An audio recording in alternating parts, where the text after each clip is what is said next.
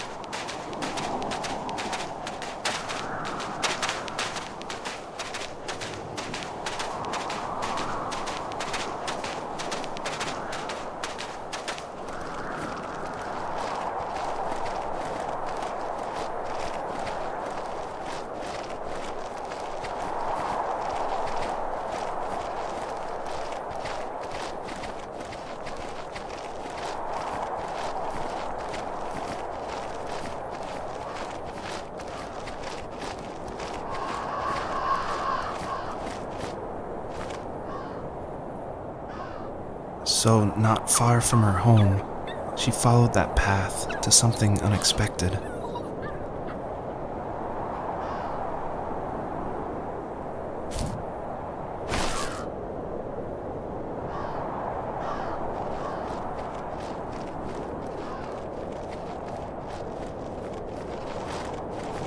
She couldn't stay, though. She had to find her other two children. So she took that path. She followed it towards something ancient. Something with answers.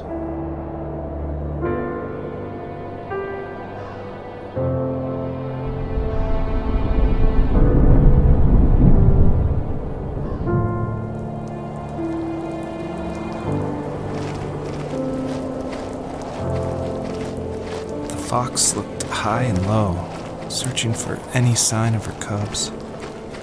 Points of light showed the way to this ancient tree. It was as if each one had a story to tell, all their own. The land was trying to tell my story, too. I felt like I was right behind her the whole time.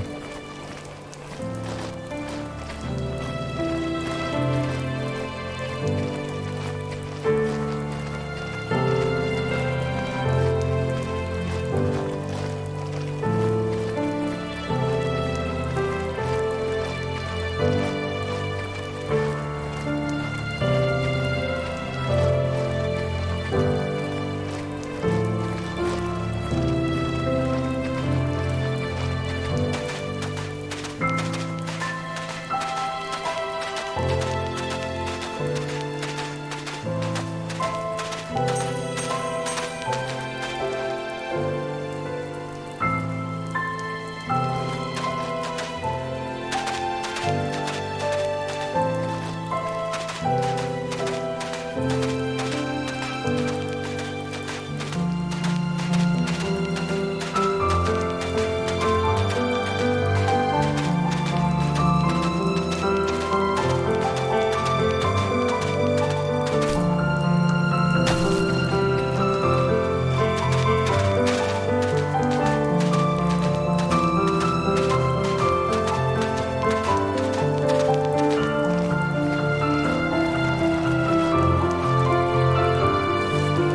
you remember what my dad did for a living? Wasn't he like a lumberjack? That's one way of putting it. If wood was a canvas, then a carving knife was his paintbrush. Even after working a 50-hour week, even after his hands were more splinters than skin, he would bring home the nicest piece of Alaskan weeping cedar and make me toys. That wooden train was the first toy I can remember, and I loved it. I just knew from a young age I was going to be a lumberjack, like my father.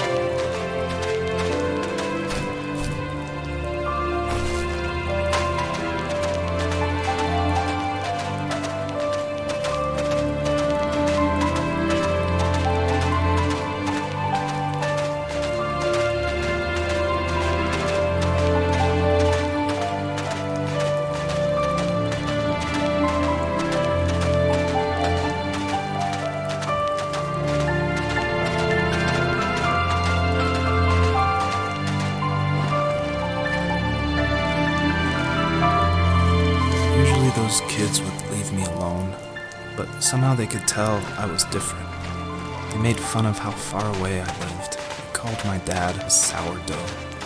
I was a blabbermouth as a kid, telling my dad stories I made up for hours. But after that show and tell, I didn't tell him much anymore. He didn't know exactly what was wrong, but his best guess was that the toys he carved weren't cool enough. He carved me a tank and tried to tell me what it was like to be in a real tank as a serviceman. I didn't know your dad was in the military. Yeah, in the army. The sad thing is that I'd pretty much forgotten until just now. There's so much I still don't know about him. I'm sorry. He knows how much you love him. You're going to see him again soon and have some closure, I'm sure.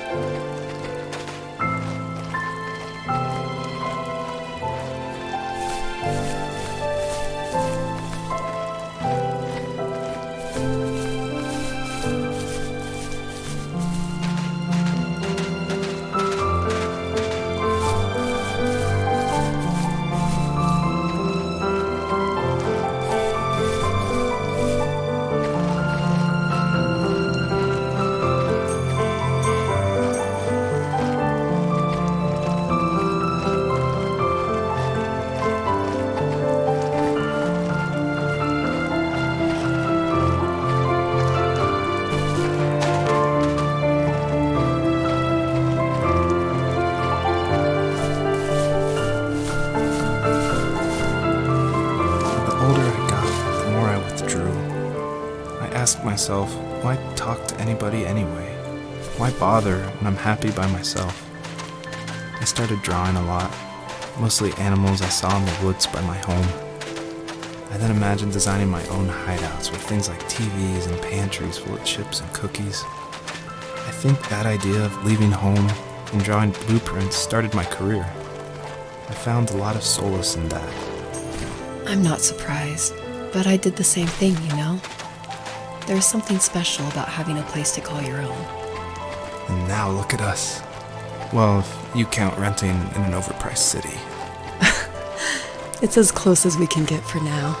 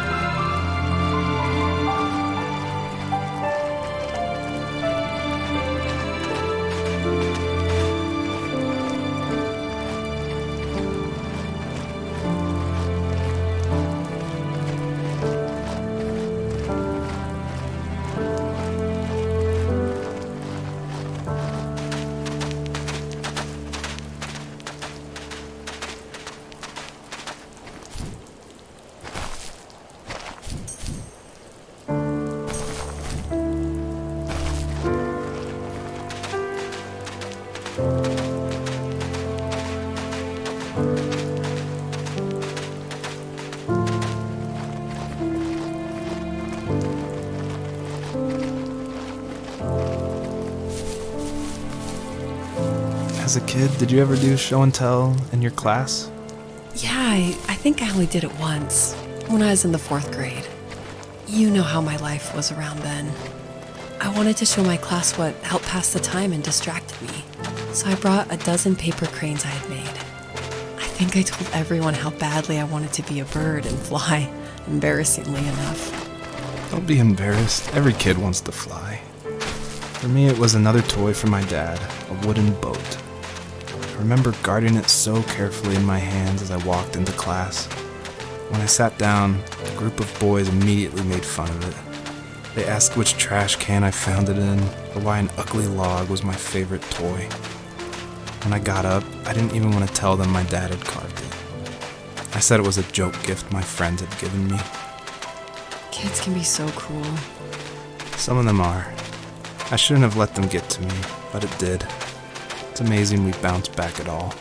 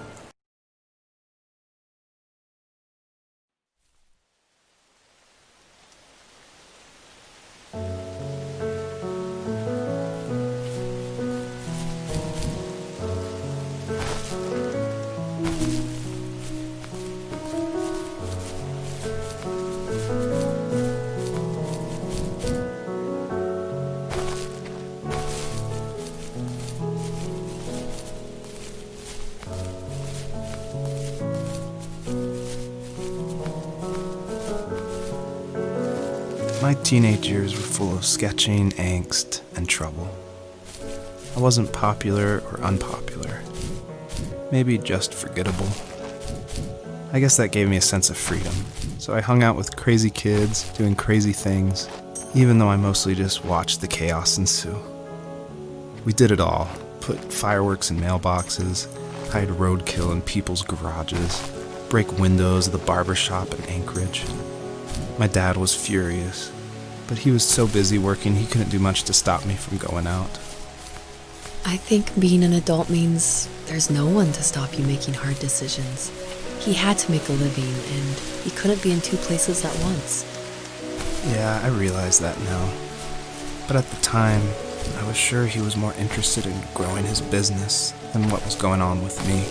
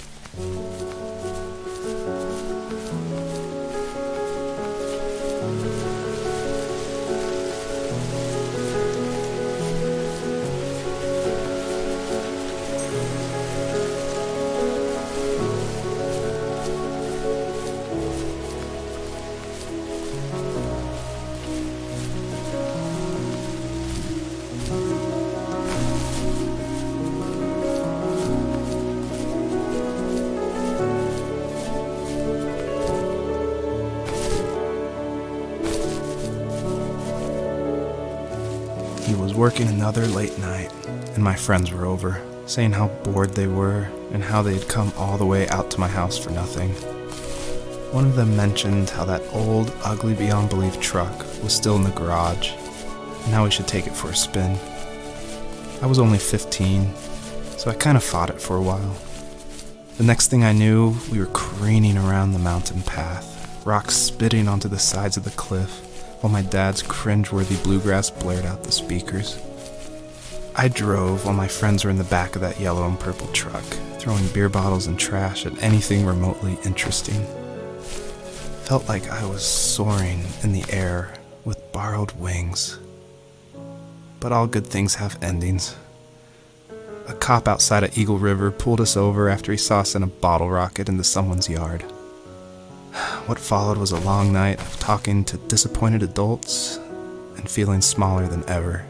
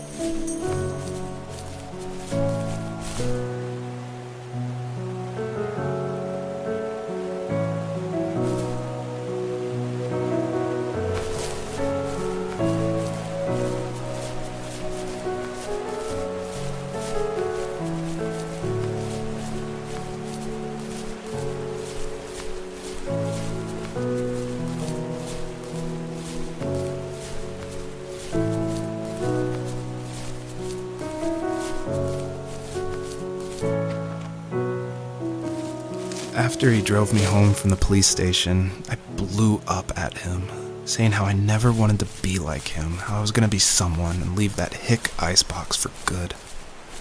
He just looked forward at the road with tired eyes. I took out that bluegrass tape from the cassette deck and chucked it out the window. In my sage teenage wisdom, I thought I had proved the ultimate point. But my dad had a different idea. He slammed the brakes, slowly bowed his head while gripping the steering wheel, and finally looked at me. All he said, like it was a polite request, was, "Make this right." I sat there in silence, fuming, but I eventually got out and combed every square inch of the woods, muttering profanity after profanity. I found it 30 minutes later, near a small waterfall off the road. I went back to the truck, put the wet tape back in, and sure enough it worked. We didn't speak another word to each other the rest of the night. Wow, I knew you were a crazy teenager, but... It's hard to believe, isn't it? Surprises me too. It's like I didn't really know who that kid was back then. I bet my dad thought the same thing over and over. It's almost like he was saying, "Make this right," to himself, more than to me.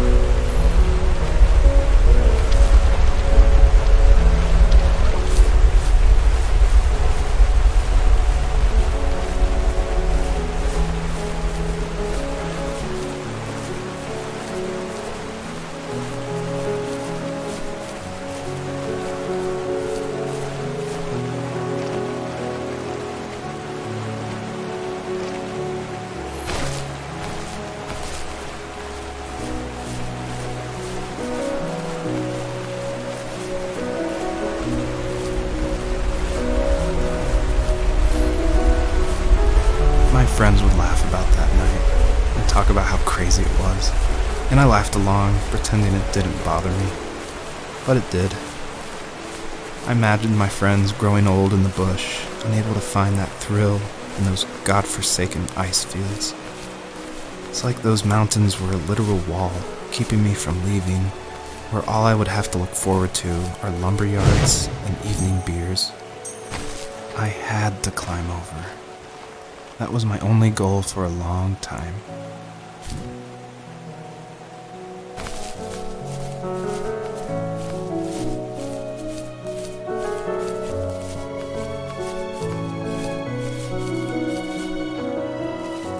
If there was some way I could take my love of drawing and turn it into a way of escape, nothing would make me happier. I wanted to create instead of tearing trees down. I wanted to move to the lower 48, not because I hated it there in Alaska, but I hated the idea of it. It's like all of that spite inside me had created this monster which followed me around my whole teenage years. I put so much energy into doing what others didn't expect of me. Why did I do that? There's one fact you're forgetting, though. If you didn't have that fire in you, we probably would have never met. You're absolutely right. Maybe the destination is all that matters in the end. But then why am I awake? Why am I seeing this fox go on her journey? And why can't I stop thinking about my dad?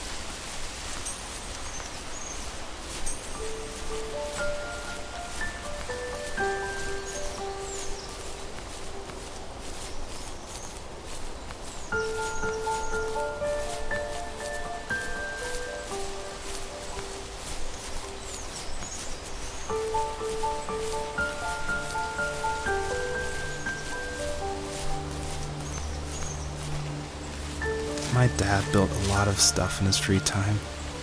If he wasn't watching fly fishing or reading Tom Clancy novels, he was carving something. He made tons of birdhouses. Not that he was into bird watching, but I think he really missed working and adding on to the home. If he couldn't afford the time to build onto our own house, he would have to settle with watching birds move into their little homes. We kept an old mattress in the bed of that ugly yellow truck, so we would drive it deep into the woods and then watch the birds fly into their houses while the sun set.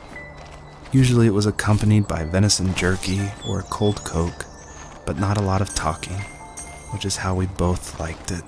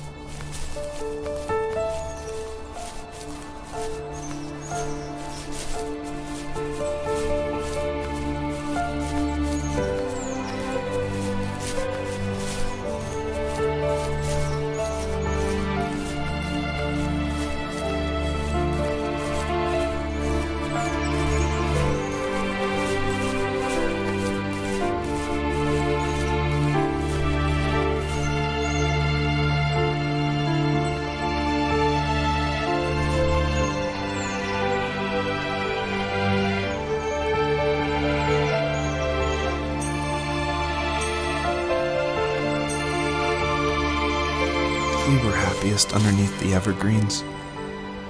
We decided it was time to finally map out the hundreds of acres we lived on just to pass the time during the summer. He was only free in the evenings, so I would spend the day wasting time on dial-up internet and sketching, and then we would rush into the woods, pen and map in hand, before evening fell. Sometimes, the aurora borealis would cast a cold green glow on the mountainside, and we would finish our route underneath a twilight sky. Sometimes I was lonely during those summer days, but there was comfort in the routine. A lot of teenagers aren't looking for the daily grind, though. There's nothing wrong with wanting to get out, to leave your childhood home.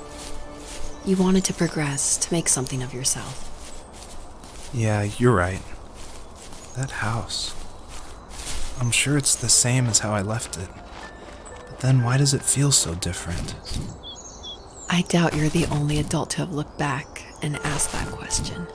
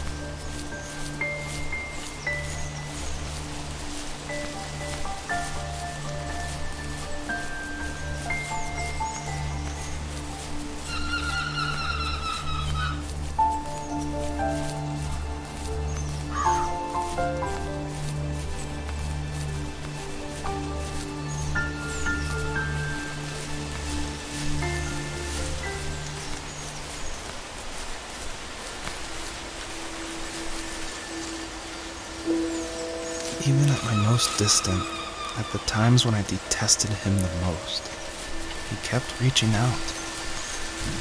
For a year straight, he asked me every week when we were going camping.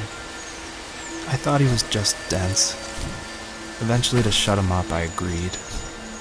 We carried out the worn lawn chairs from the garage and set up a cinder block campfire at the site we'd always used behind the house. We walked down the mountain path, talking in the warm sunshine we only got a couple months of the year. Those 3 obsidian rocks shimmered alongside the shore, almost like sparklers pressed against a dark window. I'll never forget that wet stone on my feet, or how those massive mountains looked even bigger in the lake's reflection. I felt small, but grateful. As the sun set, my dad found something I hadn't seen for a long time. The tree where I'd made my first carving when I was 6. I hadn't even carved it. My dad had helped me, but I still called it my tree. Something about seeing my name there made me open up, and we talked about everything that night in that old camouflage tent. I told him how much I loved sketching and design, and how it would be a dream to study architecture in Seattle. I told him how I didn't get along with my friends much anymore, but that I didn't mind being alone. He told me he was there for me, and he joked that if all he had to do was write my name on a tree to finally get me to talk, he would have left me carved logs with novels on them in front of my room every morning. I don't know why it took me that long to realize it, but it was then I knew how much he had sacrificed for me. On our property, there were old abandoned pieces of a shed and car long left unused. I used to ask him all the time who those people were that left all this junk, and I'm sure he got so tired of hearing it that he made up some elaborate stories how a brown bear ate them and haunted the woods afterwards. What's funny is I think it made those people seem more real, growing up thinking they were still hanging out like they couldn't say goodbye.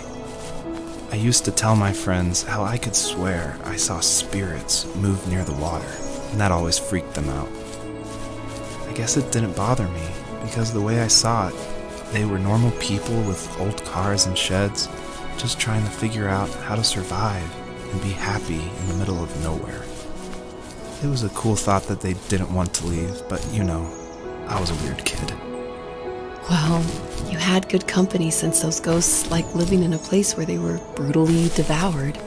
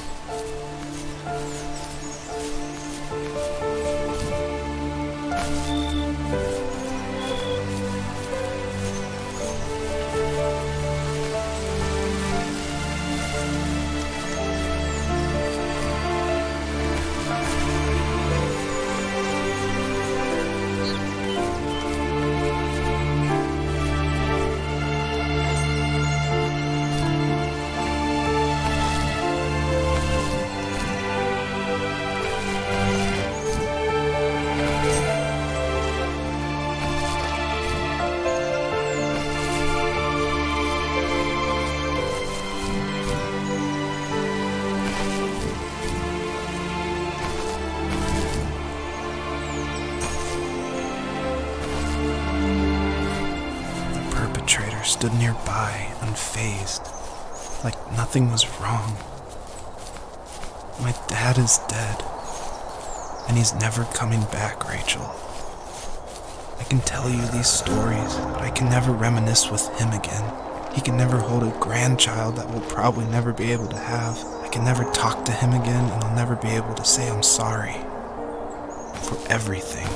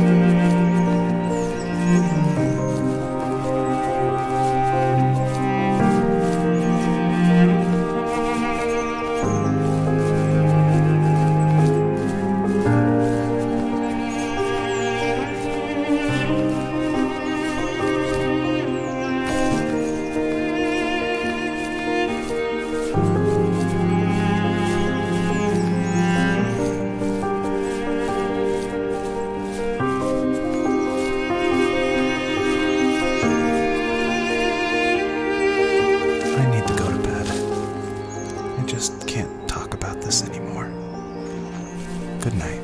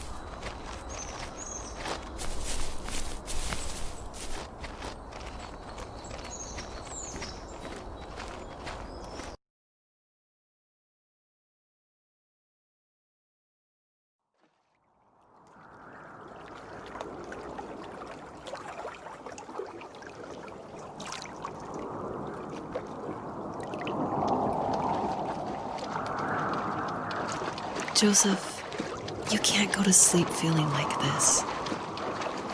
I'm sorry for everything, and I know you need space, but I'm here for you. You don't need to feel so lost. Joseph, have I ever told you what my mother was like?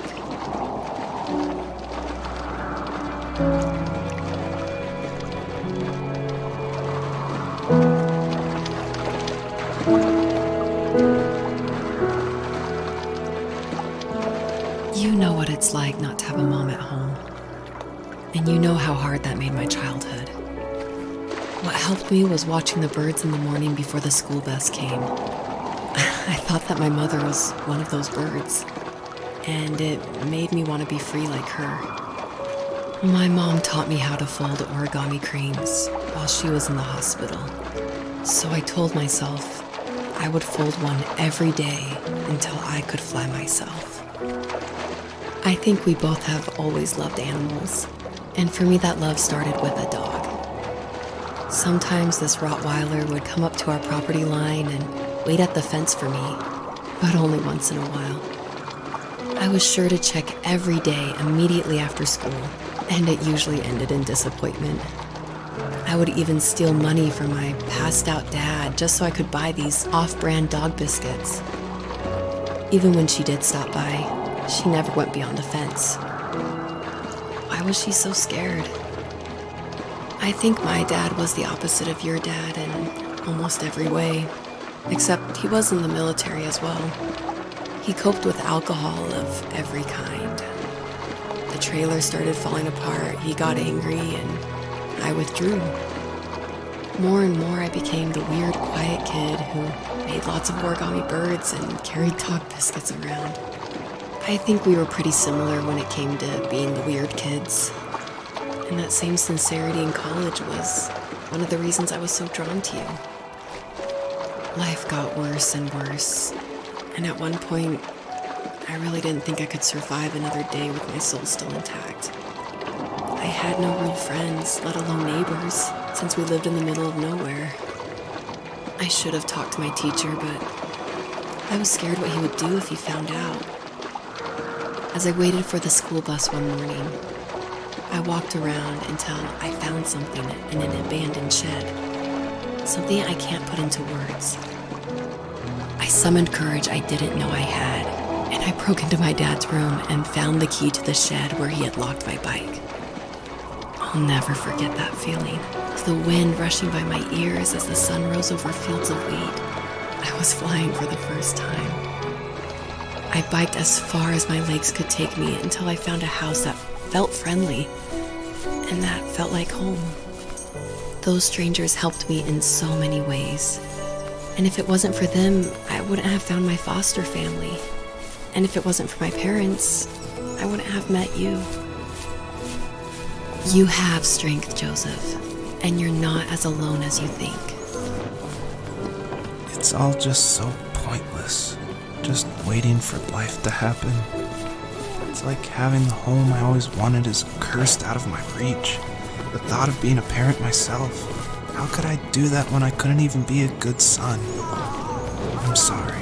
I know what you're saying. I just don't know how things will work out. These quiet hours will turn into years. We'll wonder which roads passed us by. Then we'll forge a new road together. Besides, I discovered for myself that one fateful morning where any hopeful road leads to. There may be thorns and mist, but it always leads to the same thing. And what's that? Family. I'm so glad that you're part of my family, Rachel. And I'm glad you're part of mine.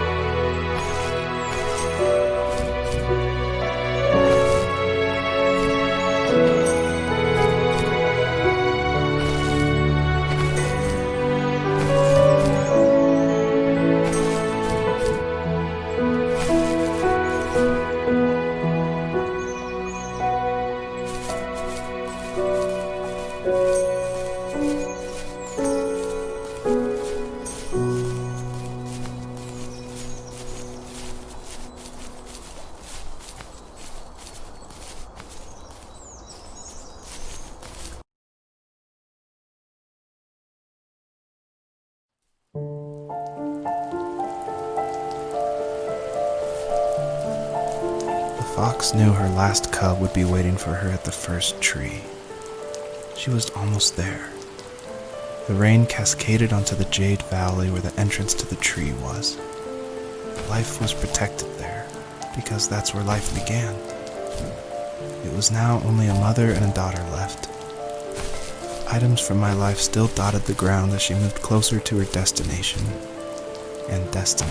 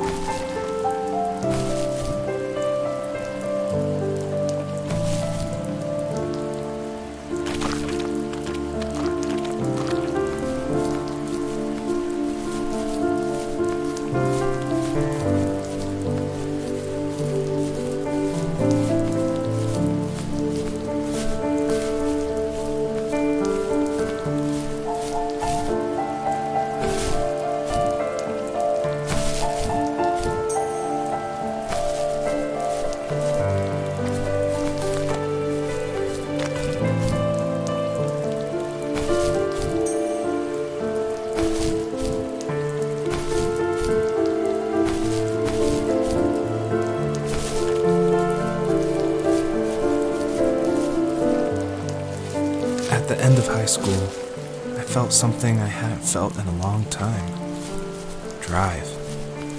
I looked into the best architecture schools on the West Coast, then got a dose of reality when looking at other students' portfolios and the high cost of tuition.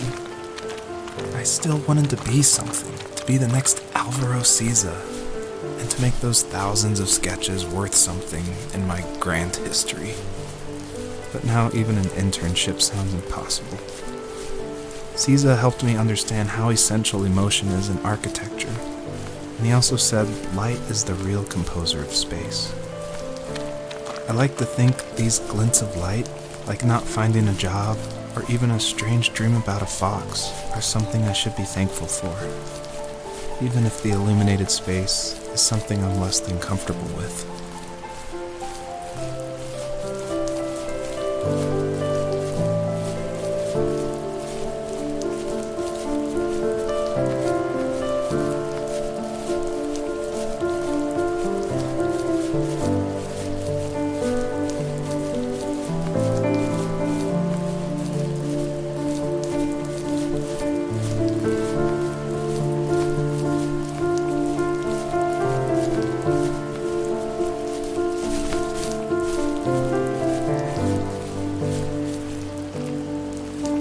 My dad was super supportive with my college plans, to a point.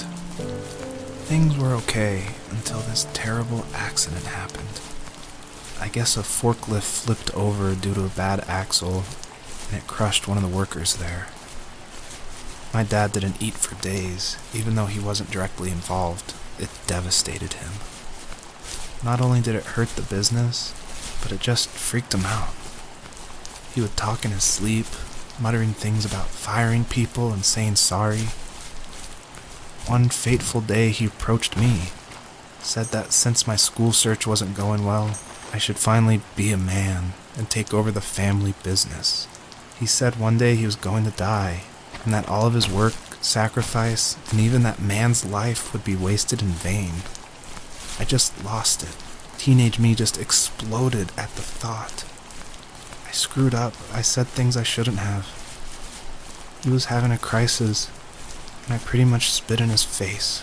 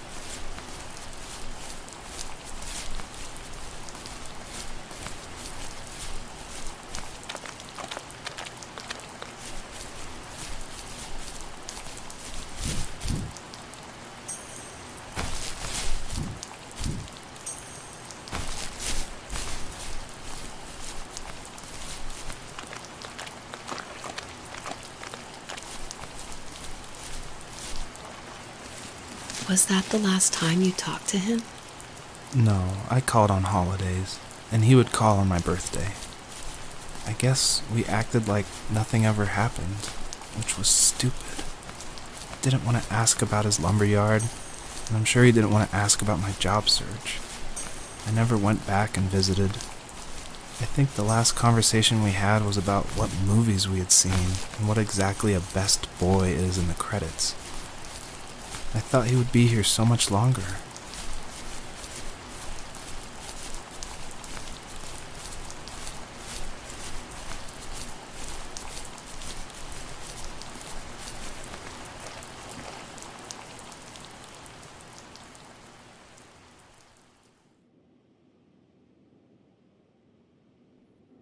In the distance, the first tree illuminated the wasteland.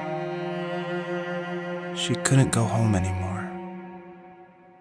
She did the only thing she was capable of. Moving forward. My dad died alone in the middle of the wilderness. I should have been talking to him more. I should have done a lot of things differently. If the first tree on earth brought life with it, if it taught the birds to sing and fly and showed saplings how to grow, what could it do for us?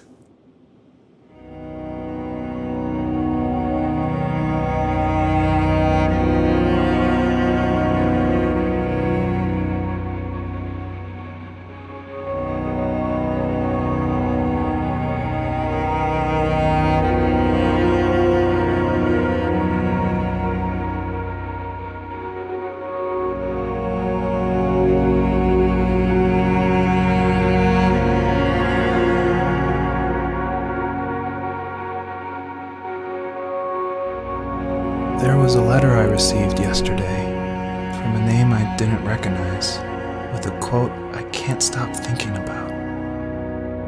Death is not the opposite of life, but a part of it. More and more, I'm realizing one important truth. Each of us have our own journey to the first tree, but sometimes I'm not sure I'm ready to take that first step. You already have my love.